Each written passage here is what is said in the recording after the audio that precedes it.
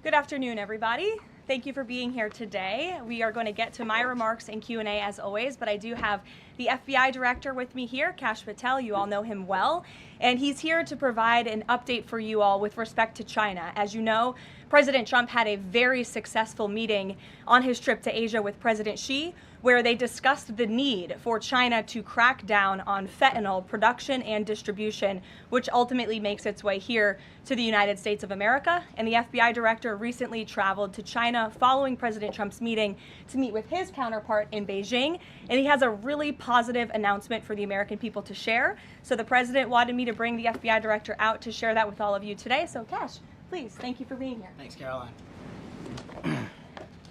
As Caroline mentioned, we have some tremendous news thanks to President Donald J. Trump once again for the American people. As soon as the President of the United States took office, he issued a mandate to rid America of the scourge that is fentanyl, a drug that has killed hundreds of thousands of Americans. Thanks to his leadership and direct engagements with China, we set up a framework to execute that mission 8 months ago. Attorney General Bondi immediately thereafter took steps to engage her counterpart in China at the Ministry of Public Security. Pursuant to their direct discussions, as the FBI director designated to run counterpoint on this, along with the Secretary of State Rubio and Ambassador Perdue and the team here at the White House, we set forward a path to implement the policy needed to crush the plague of fentanyl. Deputy Attorney General Blanche and our teams have been hard at work ever since, ultimately culminating in my trip to Beijing last week. This was only possible due to President Trump's historic engagement with President Xi just a few short weeks ago that set the stage for today's announcement. At that meeting, the leaders reached an agreement. But just to put this in frame for the American people, a reminder here that nearly 100,000 people died of fentanyl overdoses just last year alone. Here, this year, under this president, the FBI has seized 1,900 kilograms of fentanyl so far. That is a 31% increase from the same time period last year. To put it in perspective, that's enough fentanyl to kill 127 million Americans. Fentanyl precursors are what makes up fentanyl. While we, the interagency, the Department of Justice, have been fighting hard to seize and stop drug traffickers, we must attack fentanyl precursors, the ingredients necessary to make this lethal drug. That was the sole purpose of my trip to China, to eliminate these precursors. And if successful, we would suffocate the drug trafficking organization's ability to manufacture fentanyl in places like Mexico. This was the first time an FBI director has been to China in over a decade and received the audience with his counterpart to address this matter directly. And again, thanks to President Trump's direct engagement with President Xi, the government of China committed fully to my engagement there on the ground in Beijing at a level never seen before. While at Ministry of Public Security headquarters, I met with my counterpart at MPS, where the Chinese government agreed on a plan to stop fentanyl precursors. What does that mean? The People's Republic of China has fully designated and listed all 13 precursors utilized to make fentanyl.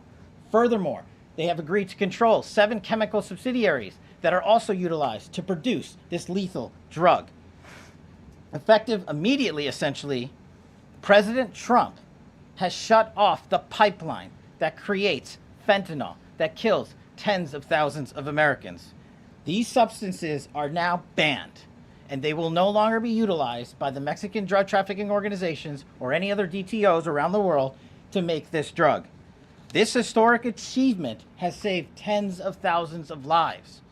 This historic achievement would not have been possible without the tremendous team of President Trump, the Attorney General, the Department of Justice, the Federal Bureau of Investigation, and Ambassador Perdue in China, whose ground-level engagements were imperative to achieving this result. This is yet another example of how President Trump defends the American people, provides security for the American people, and puts the American people first. This is a historic first-in-its-kind achievement by any president to stop the scourge of fentanyl, and it should be championed by every single American. This achievement will save lives. We are thankful for President Trump's steadfast leadership, and this FBI will fearlessly follow in his footsteps to ensure that this mission of safeguarding the American public is achieved every single day. Thank you. Thanks, Caroline. Cash. Thank you so much. Appreciate it. Okay.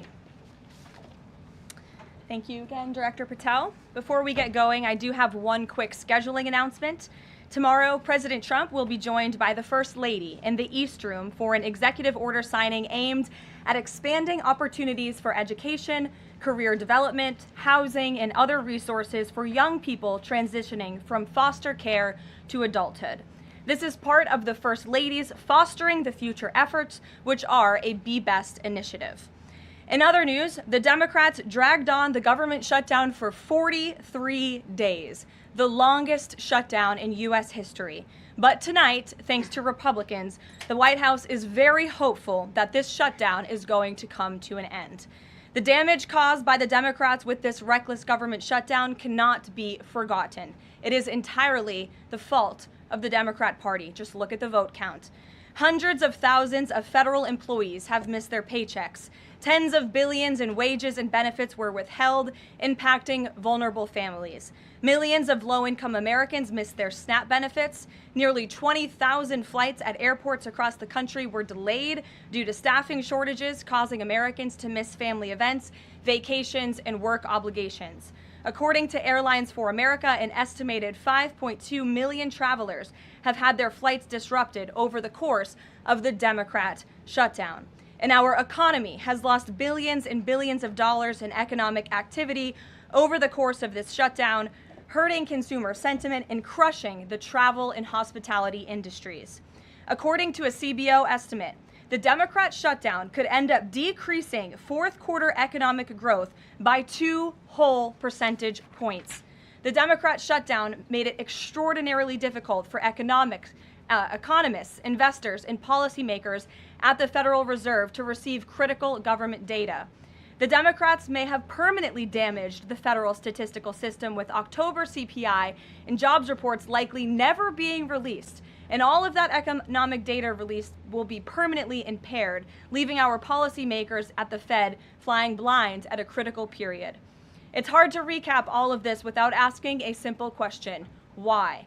Why have the Democrats put the American people through this pain for 43 days in a row? And it feels like Groundhog Day being up here again talking about this Democrat shutdown. And the answer to that question is pure partisan politics. They started this shutdown with a ridiculous demand to force taxpayer-funded healthcare benefits to illegal aliens who broke into our country. Even after it was clear President Trump and Republicans would never force American taxpayers to pay for free health care for illegals. In fact, President Trump's One Big Beautiful Bill fixed that problem. The Democrats kept dragging this reckless government shutdown on for weeks longer to boost their turnout in an election, perhaps one might guess. That's because the Democrats are totally captured by their far left-wing base, who only care about attacking President Trump, even if it means hurting innocent Americans in our country.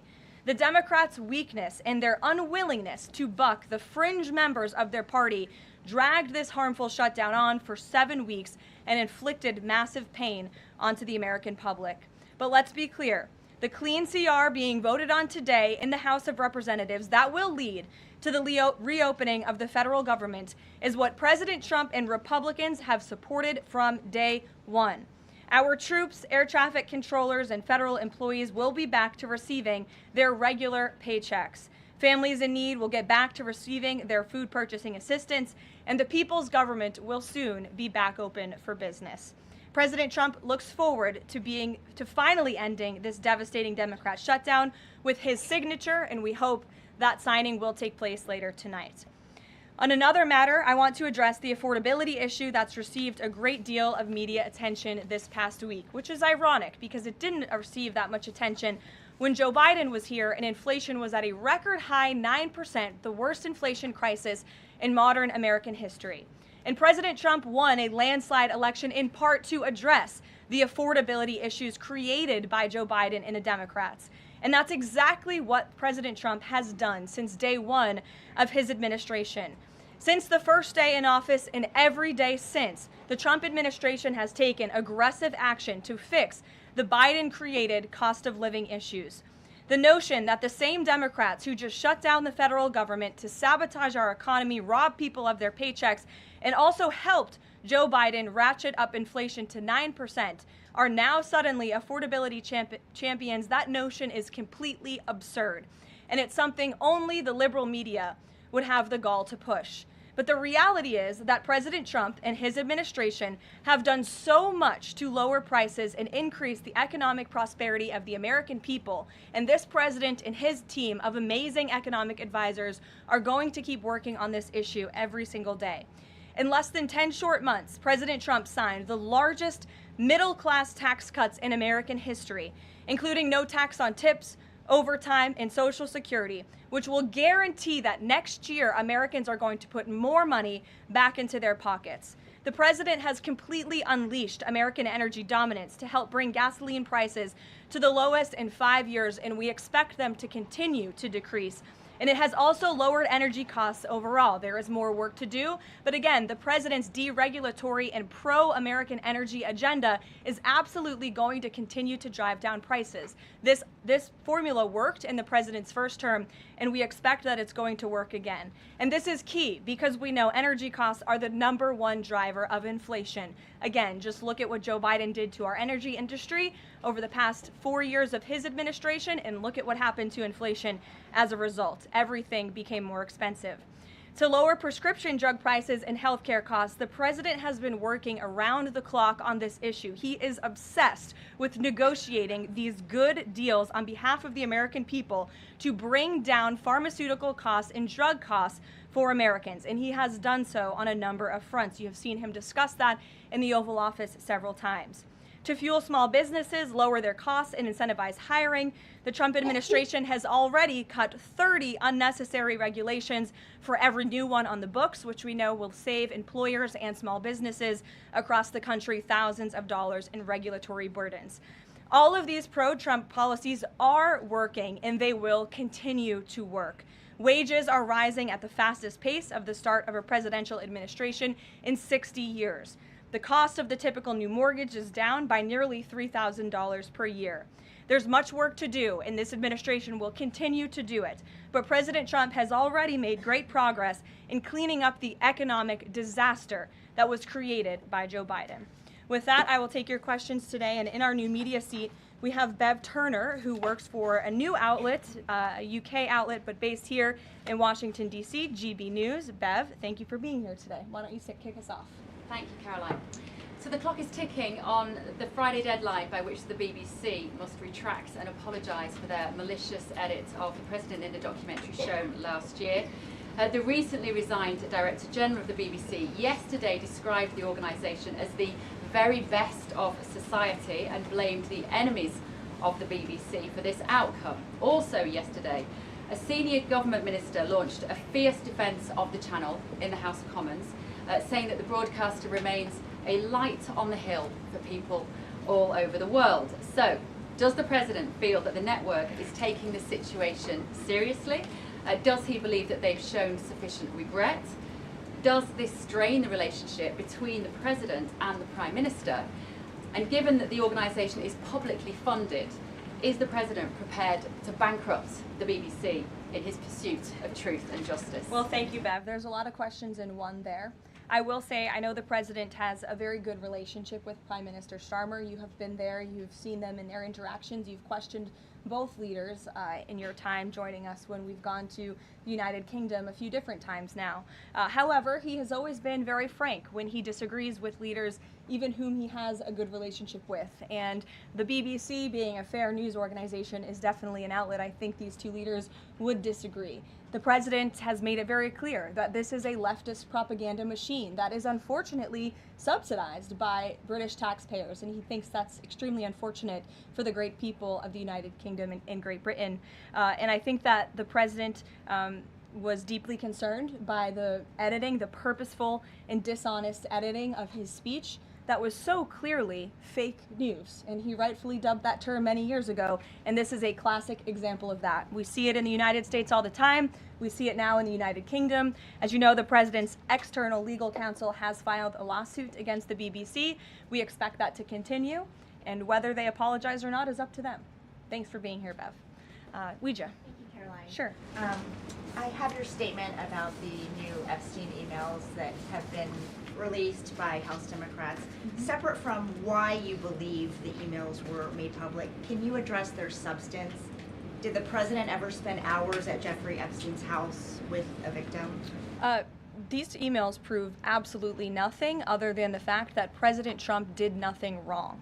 And what President Trump has always said is that he was from Palm Beach, and so was Jeffrey Epstein. Jeffrey Epstein was a member at Mar-a-Lago until President Trump kicked him out because Jeffrey Epstein was a pedophile and he was a creep.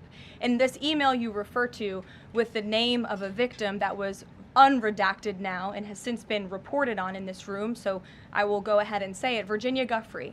And it was CBS's own reporting, Ouija, that recently wrote that Miss Giuffre maintained, and God rest her soul, that she maintained that there was nothing inappropriate she ever witnessed, that President Trump was always extremely professional and friendly to her.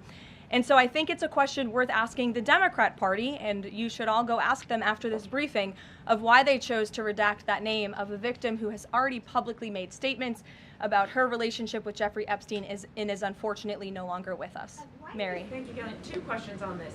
In the interest of transparency, why not just go ahead, release the full files on Epstein, get this all over with? This administration has done more with respect to transparency when it comes to Jeffrey Epstein than any administration ever. In fact, this administration, the Department of Justice, has turned over tens of thousands of documents to the American people. We are cooperating and showing support for the House Oversight Committee. That's part of the reason you are seeing these documents that were released today, because of the House Oversight Committee's and Republicans' efforts to get these out to the public. This administration also moved, the Department of Justice also moved to unseal grand jury testimony, which we know, unfortunately, a judge declined those requests. So this administration has done more than any, and it just shows how this is truly a manufactured hoax by the Democrat Party. For now, they're talking about it all of a sudden because President Trump is in the Oval Office. But when Joe Biden was sitting in there, the Democrats never brought this up. This wasn't an issue that they cared about because they actually don't care about the victims in these cases. They care about trying to score political points against President Trump, as we have, of course, seen with this government shutdown. And this entire thing, again, it's not a coincidence to the American people at home. There are no coincidences in Washington, D.C. And it is not a coincidence that the Democrats leaked these emails to the fake news this morning ahead of Republicans reopening the government. This is another distraction campaign by the Democrat and the liberal media, and it's why I'm being asked questions about Epstein instead of the government reopening because of Republicans and President Trump. But given your Reagan. interest in transparency, Caroline, why are White House officials then meeting with Representative Boebert in an effort to try and get her to not sign this petition calling for the release of the files? Doesn't it show transparency that members of the Trump administration are willing to brief members of Congress whenever they please? Doesn't that show our level of transparency? Doesn't that show the level of transparency when we are willing to sit down with members of Congress and address their concerns? That's a defining factor of transparency. Having discussions with members of Congress about various issues, and I'm not going to detail conversations that took place in the Situation Room in the press briefing room. Reagan. I have a question about the government shutdown. Thank you. The Middle East. I'm glad someone does. First, on the government shutdown, the shutdown deal reverses the administration's reps, and it also prohibits more from happening until the end of January. I'm wondering if the president had input on this element of the deal, and if he's at all disappointed that's going to reverse the downsizing of government that they did during the shutdown. I mean, look, I think it's about 6,000 workers total. When you look at that in comparison to the reduction in the federal workforce that this administration has done since January to get rid of the waste, the fraud, the abuse, and to reduce the size of our federal bureaucracy, we've done a lot of great work on that front, and we will continue to. But obviously, the president's main priority was to reopen the federal government and get people back to work, and that's what this deal accomplishes. Line, there's been reports in Israeli media that the U.S. is considering building a temporary military base on the Gaza border. Can you confirm these reports? So I had a conversation directly with the reporter who wrote this article, and this article was based on a single piece of paper, an inquiry that somebody in the Department of Navy made about an idea that may happen in the future. And this reporter deemed that as an official plan and ran with a story that the United States is looking into it. I checked with the highest levels of the United States federal government. This is not something the United States is interested in being engaged in. It's not something we are currently involved in right now that we will be funding. And the president has been very clear he doesn't want to see boots on the ground with respect to what's happening in the Middle East. We've made great peace. We've made great progress with the peace plan in Gaza, and we want to continue to see that move forward. But I put a comment in that story for a reason. And sometimes we see reporters take a piece of paper like this and just deem it as official policy, and sometimes that misleads people a little bit. Sure. There's been a question about UK intelligence sharing regarding the drunk interdictions involving Venezuelan boats. How will that affect the U.S. military operation? There's been a lot of discussion about the high caliber of the intelligence that has been provided before any of these military actions have taken place. I've seen that report. Oh, hello. I've seen that report. I'm familiar with the reporting, but we don't comment on intelligence matters, classified intelligence matters, as you know. As for the Trump administration's position on our narco-terrorist campaign in the Caribbean, it is going to continue, and the president has made it very clear he's not going to allow terrorists to bring illegal drugs that kill American citizens into our great country. Sure, John. I'll go to John and then Zolan. Go ahead. Thank you so much. Trump has talked about sending out $2,000 checks to U.S. citizens. Earlier this year, he also talked about sending a Doge dividend. That didn't materialize. Should U.S. Citizens expect the $2,000 proposal? Is the White House committed to making that happen? The White House is committed to making that happen, yes, and we are currently exploring all legal options to get that done. I don't have a timeline for you or any further details, but I can confirm for you that the president made it clear he wants to make it happen, and so his team of economic advisors are looking into it, and when we have an update, we'll provide one. Solon. You said at the top that one of the costs of the government shutdown was that people missed their SNAP benefits. Can you explain then why the administration went to court to fight the funding of food stamps and SNAP benefits? So recipients missed their SNAP benefits because the Democrats shut the government down, and they forced the administration to tap into a contingency fund that did not even fund the full entirety of this program. And so then you had an unhinged judge who was trying to dictate from the bench what the executive branch has to pay for and where that money has to come from. That is judicial overreach at its finest, and so that's why the administration pushed back on that. We can't have the judicial branch telling the executive branch that we need to rob the Children Nutrition Fund, which is what this judge was trying to do, to pay for SNAP benefits. That's completely inappropriate and it's unconstitutional, and we've been proven right with that legal argument. But now the good news is, again, thanks to Republicans and in several hours President Trump, the government is going to be reopened, and SNAP recipients are going to receive their full benefits, which is what President Trump has always wanted to do. Stephen. Why also did you need the judicial process for that? I mean, during this shutdown, didn't the administration have a responsibility to tap into any of those reserves to ensure that essentially poor people could rely on? We did tap into it. We did tap into the contingency fund. And then the judge told us, no, you have to get more money from a children's nutrition fund. And we felt that was judicial overreach. You shouldn't tell the president which fund he has to rob because the Democrats are holding the country hostage by shutting down the federal government. Stephen, go ahead. Well, if the president is considering a pardon for Ghislaine Maxwell? Again, he's answered this repeatedly. It's not something he's talking about or even thinking about at this moment in time. I can assure you of that. Stephen. Caroline. I've got two questions about New York for you. Sure. First, you always do. On brand for the New York Post. Mayor-elect Mamdani, he said that he plans to reach out to President Trump and that, quote, this is a relationship that will be critical. Does the White House have a response to this planned outreach? It's the first time I'm hearing of it. I'll let the president respond himself to that comment by Mr. Mamdani. My second question, Jack Schlossberg, the grandson of President Kennedy, announced today that he's running for Congress. He in the recent past has referred to his uncle, the HHS secretary, as, quote, a rabid dog, and he has said that the Trump administration is, quote, the most corrupt in American history. Does the White House have a comment on this sort of comment from a rising star in the Democratic Party?